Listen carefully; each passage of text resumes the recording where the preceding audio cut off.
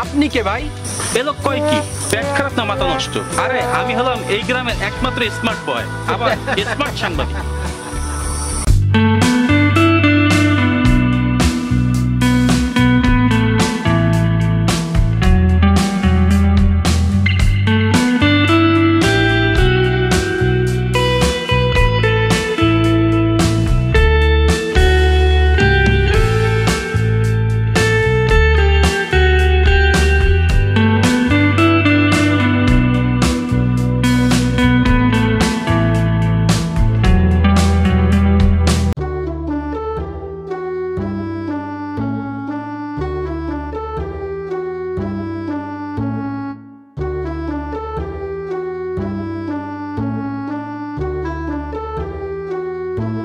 আসসালামু আলাইকুম জমির ভাই, কেমন আছেন? বাজারে যাচ্ছেন বুঝি? ওয়ালাইকুম আসসালাম, ভালো আছি আলহামদুলিল্লাহ। ব্যাগ হাতে দেখেও কি বোঝো না যে কোথায় যাচ্ছি? তা তুমি কোথা থেকে আসলে? মফিজির মার শরীরটা খুবই খারাপ, তাই ডাক্তারের কাছে গিয়েছিলাম। এই অসময় আপনি বাজারে যাচ্ছেন কেন?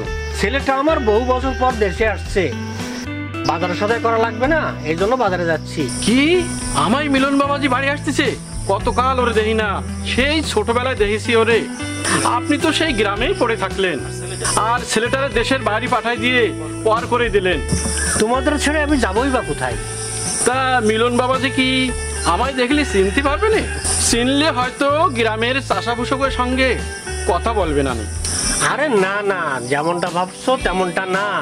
ছেলে আমার সোনার টুকরো, যখনই ভিডিও কলে কথা বলে গ্রামের প্রতিটা মানুষের খোঁজ খবর নেয়। আমার ছেলে না, তোমার সাথে পেঁচাল পারলে তো হবে না, আমার তো বাজারে যেতে হবে। তুমি যাও যাও, আমি বাজার সেরে আসি। তা ভাই ভ্যান রিক্সা কিছু পাননি? তা হেঁটে হেঁটে যাচ্ছেন কেন? পেলে কি আর হেঁটে হেঁটে যাই, দেখি সামনে পাওয়া যায় কিনা। আসসালামু আলাইকুম। ওয়ালাইকুম আসসালাম। ভালো আছেন কাকা? আলহামদুলিল্লাহ, তুমি ভালো আছো?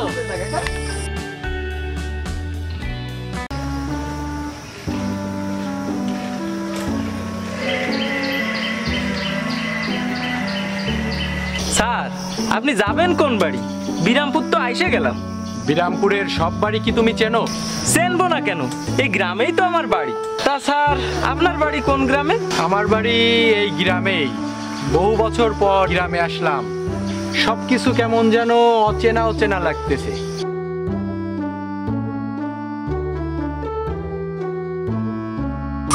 এই দাঁড়াও দাঁড়াও, এইখানে একটা তাল গাছ আর একটা আম গাছ ছিল না?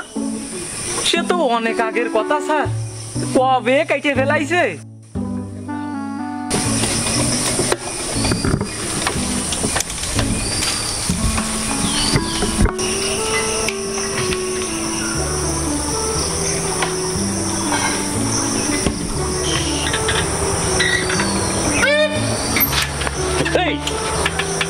তুই আমার ডিস্টার্ব করলি কা?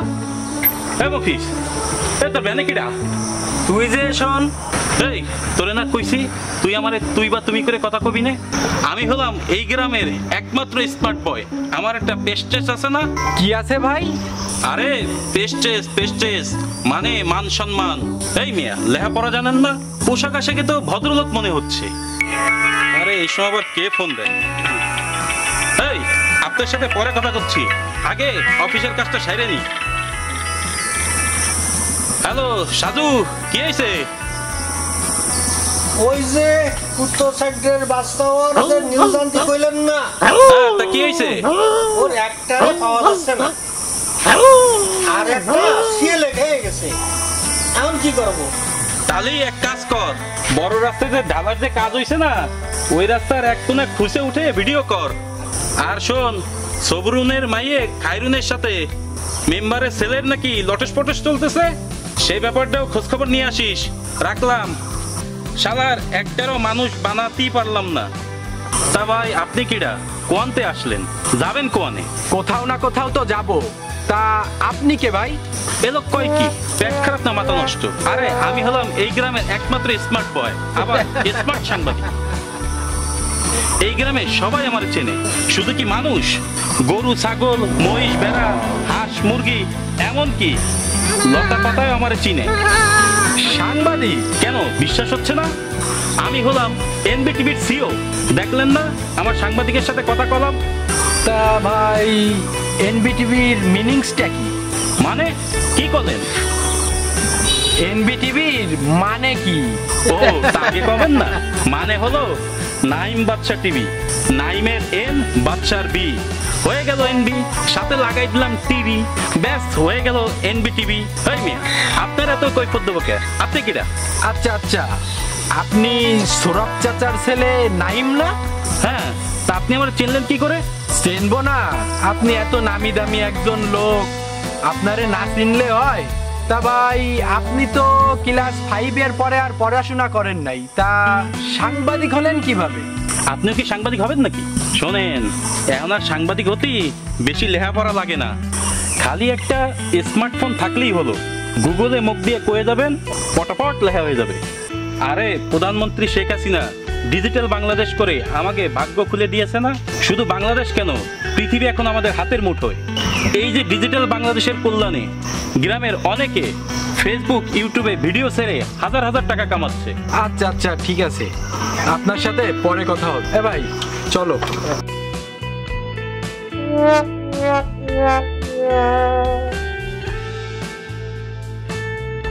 লোকটা আমার হাড়ির খবর নিয়ে চলে আইছে, আবার গোয়েন্দা টোয়েন্দা না তো। হয় হোক, অবস্থা বুঝে ব্যবস্থা নিবানি। আমারও পাওয়ার কম আছে নাকি? দেখলেন স্যার, নিজের নাম লিখতে যে কলম ভেঙে ফেলায়, আবার আইসে আপনার মতো একজন শিক্ষিত বদ্দার লোকরে জ্ঞান দিতি। বাদ দাও, তুমি সাবধানে চালাও।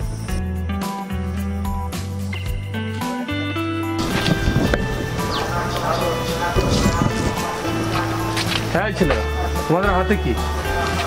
হাত সামনে আনো, দেখি কি লুকালে। এই যে স্যার কিছু না স্যার, আমরা তো কোচিং থেকে বাড়ি যাচ্ছি। ওই হাত সামনে আনো। এই দেখেন স্যার, কিছু নেই। আমাকে কি তোমরা বোকা পেয়েছো নাকি? আমি রিটায়ার করতে পারি, তাই বলে শিক্ষার আদর্শ মাটি হতে দিতে পারি না। দুইজনে দুই হাত সামনে আনো। কি হলো? হাত সামনে আনো।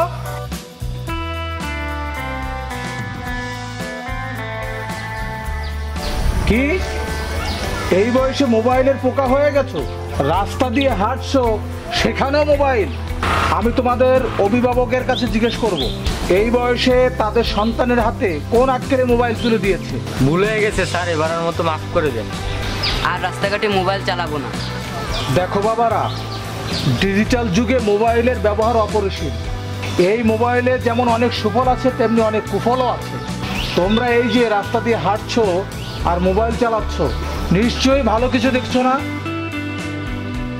মোবাইলে মনোযোগী অবস্থায় পথ চলতে চলতে একটা দুর্ঘটনাও তো ঘটতে পারে।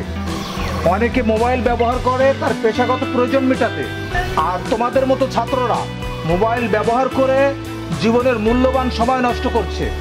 আর অনেকে রাত জেগে জেগে মোবাইলে অশ্লীল ভিডিও ও ছবি দেখে নিজের শরীর নষ্ট করছে। মোবাইল তোমরা ব্যবহার করবা, তবে তা যেন হয় ভালো কাজের জন্য, লেখাপড়ার সহায়ক হিসেবে। আমার কথা কি তোমরা বুঝতে পেরেছো? জি স্যার। আসি স্যার। আসসালামু আলাইকুম। ওয়ালাইকুম আসসালাম ওয়া রাহমাতুল্লাহ। আচ্ছা, সেই কখন থেকে তোমার সাথে কথা বলে যাচ্ছি, তোমার পরিচয়টা তো এখনো জানা হলো না। কি নাম তোমার? স্যার আমার নাম মফিজ, ওই ডাঙায় আমাকে বাড়ি। মফিজ মানে আমাদের হাবিল কাকার ছেলে? জি স্যার। কি তুই মফিজ চিনতে পারিসনি? আমি তোর বন্ধু মিলন, ছোটবেলায় একসাথে খেলাধুলা করছি, একসাথে পড়াশোনা করছি। স্যার সে সব তো অতীত, আপনি এখন সাহেব মানুষ, আর আমি সামান্য ভ্যান চালাই। এই তোর আর ন্যাকামো করতে হবে না, ভ্যান চালা।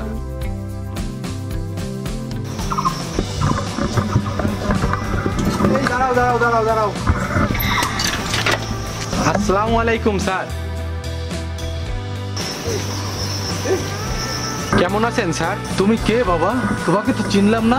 স্যার আমাকে চিনতে পারেননি? আমি মিলন, আপনার ছাত্র মিলন। মিলন? কোন মিলন? আমি জমির উদ্দিনের ছেলে মিলন। ও, এবার চিনেছি। আসলে বয়স হয়েছে তো, এখন অনেক কিছু মনে রাখতে পারি না। তা বাবা, তুমি কেমন আছো? বহু বছর পর গ্রামে আসলে। আলহামদুলিল্লাহ স্যার, ভালো আছি। তুমি বিদেশ থাকো, তা কতদিনের জন্য দেশে এসেছো? স্যার 2 মাসের ছুটিতে এসেছি স্যার। তা যাও বাবা, বাড়িতে যাও। কতটা পথ জার্নি করে এসেছো। আচ্ছা স্যার, দোয়া করবেন। বিদেশ থেকে লেখাপড়া করে উচ্চ ডিগ্রি অর্জন করেছে। যেমন আদর্শবান বাপ তেমন তার ছেলে।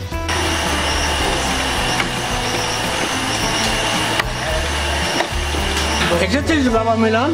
আসতে কোনো কষ্ট হয়নি তো? না বাবা। থাক থাক থাক, হয়েছে হয়েছে হয়েছে, চল ভিতরে চল। তোর মা সেই সকাল ধরে পথের দিক তাকিয়ে অপেক্ষা করছে। এই মফিজ, তোর ভাড়া কত হলো রে? স্যার ভাড়া দিয়া লাগবে না। তুই কি বললি? কেন স্যার কইছি। স্যার বলছিস? স্যার কেন স্যার, আমার কথা কি কোনো ভুল টুল হইছে? তাছাড়া আপনি মস্ত বড় একজন মানুষ, বিদেশ থেকে আইছেন, আপনারে স্যার কব না তা কি কব? কি আবার তুই স্যার বলিস? স্যার আপনি আমারে মারলেন। এই রোদ্দিরি এত কষ্টরে আপনারে ভ্যানে এরে নিয়ে আসলাম, তার এই প্রতিদান দিলেন। তুই কাজটা করলে কি? মিলন স্যার কলি তো ঘরে দিয়ে আসতাম। এই তুই আবার যদি আমাকে ছাড় বলিস, তোর অবস্থা কিন্তু আমি খারাপ করে দেব। এই তুই কি ভুলে গেছিস যে আমি তোর ছোটকালের বন্ধু? ছোটকালে কত একসাথে খেলাধুলা করছি, একসাথে পড়াশোনা করছি, কত আবেগ ঘন মুহূর্ত, সবকিছু কি তুই ভুলে গেলি? না রে বন্ধু, কিছুই ভুলিনি। তোমারে যখন প্রথম দেইছি তখনই চিনিছি, কিন্তু তুমি এখন অনেক উপরের মানুষ, আর আমি সামান্য একজন ভ্যানালা। কোন সাহসে তোমারে আমি বন্ধু করে পরিচয় দিই? মানুষ যত শিক্ষিত হয় আর উপরে ওঠে ততই অতীত ভুলে যায়, আর ছোটবেলার বন্ধুরা হয় তাকে কাজের লোকের সমতুল্য। আর আমি এমনিই তো একজন কামলা মানুষ, দিন আনি দিন খাই। এই মিলন, এর সাথে তো পিরিত দেখানোর কি আছে? একজন ব্যানালার সাথে বন্ধুত্ব নিয়ে একটু বেশি বাড়াবাড়ি যাচ্ছে না? উচ্চ শিক্ষিত, বড় চাকরি করো, ছোটবেলায় একসাথে পড়ছো বলে কি মাথায় তুলে রাখতে হবে?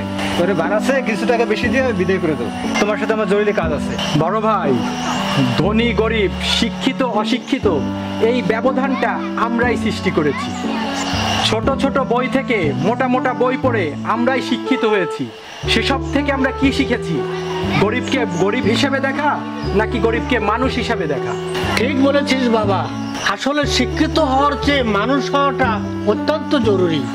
মানুষ লেখাপড়া শিখে অনেকে নিজেকে বিশাল কিছু মনে করে। অশিক্ষিত বা কম শিক্ষিত গ্রামের সহজ সরল মানুষগুলোকে মানুষ হিসেবেই গণ্য করে না, তাদের প্রাপ্য সম্মানটুকুও দেয় না, শুধু শিক্ষার অহংকার দেখায়। শিহাব ভাই, ক্লাসে আমরা দুজন ফার্স্ট সেকেন্ড হতাম। আজ আমার বাবার টাকা ছিল বিধায় ঢাকায় লেখাপড়া করেছি, দেশের বাইরে গিয়ে উচ্চ ডিগ্রি অর্জন করেছি, আমেরিকার মতো একটা দেশে উচ্চ পদে চাকরি করছি। আজ যদি মফিজের বাবার টাকা থাকতো তাহলে ও কিন্তু উচ্চ ডিগ্রি অর্জন করতে পারতো। ওর ভিতরে সেই মেধা ছিল, পরিবেশ পরিস্থিতি আজ ওকে ভ্যানওয়ালা বানিয়েছে। তাই বলে আমি তো ওকে অস্বীকার করতে পারি না। বন্ধু, তুই আরো সেই ছোটবেলার মতোই আছিস, একটুও বদলাইস না। কি করে বদলাবো? সেই শিক্ষা যে আমি পাইনি। আমার বাবা আমাকে সবসময় বলতেন, যতই উপরে ওঠো কখনো অতীত ভুলে যেও না, গরিব দুঃখী মানুষকে কখনো অসম্মান অবহেলা করো না। আসলে বন্ধু, কাকার মতো মানুষ হয় না। উনি তো এই গ্রামের আদর্শ, যে কোনো মানুষের বিপদে আপদে উনি পাশে দাঁড়ান। আসলে আমরা লেখাপড়া করে শিক্ষিত হয়ে সব স্বার্থপর হয়ে যাই, ভুলে যাই এই গ্রামকে, ভুলে যাই এই গ্রামের মানুষকে, এমনকি ছেলেবেলার সাথীদেরকেও। ভুলে যাওয়াটা তো স্বাভাবিক। যে উপরে ওঠে সে আরো উপরে উঠতে চায়, নিচের দিকে তাকানোর সময় তাদের থাকে না। আরে চাচা, কেমন আছে? আলহামদুলিল্লাহ বাবা, ভালো আছি। তুমি কি আমার চিনতে পেরেছো? কেন চিনবো না? আপনি না সেই হাবিল চাচা? সব কিছুই তো আগের মতোই আছে, শুধু চুলদাড়িটা একটু পেকে গেছে। বাবা বলো। আমি চাই না আমার বন্ধু মফিজ কষ্ট করে আর ভ্যান চালাক। ওকে নিজের পায়ে দাঁড়াতে সহযোগিতা করতে চাই। তোমার কি কোনো আপত্তি আছে? কি বলিস বাবা, আমার আপত্তি থাকবে কেন? তুই তোর বন্ধুর জন্য সহযোগিতা করবি, এটা তো খুব আনন্দের কথা। না না, আমার কিছু লাগবে না, আমি এমনি ভালো আছি। বললেই হলো, তুই একটা কথাও বলবি না? দেখ বন্ধু, বন্ধুত্ব জায়গা থাকাই ভালো, এর মধ্যে অর্থনৈতিক সম্পর্ক না নাই ভালো। তুই এক কাজ করবি, আমাদের এই বাজারে একটা বড় ডিপার্টমেন্টাল স্টোর দিবি। এই ডিপার্টমেন্টাল স্টোর করতে তোকে আমি 20 লক্ষ টাকা দিব। পরে তোর অবস্থা যখন ভালো হয়ে যাবে, তুই ঘুরে দাঁড়াবি, তখন না হয় আমাকে ওই 20 লাখ টাকা দিয়ে দিস। আর যদি না দিস, বন্ধু হিসাবে ওই টাকার দাবি আমি রাখবো না। ভাঙবে না বন্ধুত্ব, এই মধুর সম্পর্ক। তাহলে তো আর আপত্তি থাকার কথা না। কি বলো মফিজ, কি বলো হাবিল? আপনি ভাইজান যেটা ভালো বোঝেন সেটাই করেন। আপনি আর আপনার ছেলে, আপনার দুই বাপ বেটা এই গ্রামেরই গর্ব। এত শিক্ষা দীক্ষা অর্থবিত্ত থাকার পরেও আপনাদের বাপ ছেলের মধ্যে কোনো অহংকার নেই। এইরকম যদি ঘরে ঘরে থাকতো বাপ বেটা, তাহলে দেশের চিত্র পাল্টে যেত। দেখো ভাই, আমরা পাঠ্য বইতে পড়েছি লেখাপড়া শিখে আমরা মানুষের মতো মানুষ হব, অথচ বাস্তবতা একেবারেই ভিন্ন। এখন ছেলেমেয়েরা লেখাপড়া শিখে ভালো একটা চাকরি করার জন্য, টাকা পয়সা কামিয়ে সমাজে প্রতিষ্ঠিত হওয়ার জন্য। কেউ মানুষ হওয়ার জন্য কিন্তু লেখাপড়া শেখে না। যদি প্রকৃতপক্ষে মানুষ হওয়ার জন্য মানুষ লেখাপড়া শিখতো, তাহলে শিক্ষিত মানুষেরা ওই উপরের চেয়ারে বসে ঘুষ খেত না, গরিবের রক্ত চুষত না, শিক্ষিত ছেলের বাবা মা বৃদ্ধাশ্রমে থাকতো না, শিক্ষিত লোকেরা সমাজের নিম্নবিত্ত অসহায় মানুষের সাথে খারাপ ব্যবহার করতো না। ঠিক ঠিক ঠিক ঠিক। তাই আমি বর্তমান প্রজন্মের ছেলে মেয়েদের উদ্দেশ্যে বলবো, লেখাপড়া শেখার পাশাপাশি একজন ভালো মানুষ হিসেবে নিজেদেরকে প্রতিষ্ঠিত করতে হবে। সেই সাথে ধর্মীয়, নৈতিক এবং সামাজিক শিক্ষা অর্জন করতে হবে। তবেই একজন ভালো মানুষ হতে পারবে। ভালো মানুষ হতে না পারলে তুমি যত বড় উচ্চ শিক্ষিত হও আর যত বড় চাকরি করো না কেন, কোনো মূল্য নেই। আমরা আমাদের সন্তানদেরকে শিক্ষিত করার পাশাপাশি ভালো মানুষ হিসেবে গড়ে তুলবো। এই দর্শক বৃন্দ, আপনারাও করবেন কিন্তু। ঠিক ঠিক।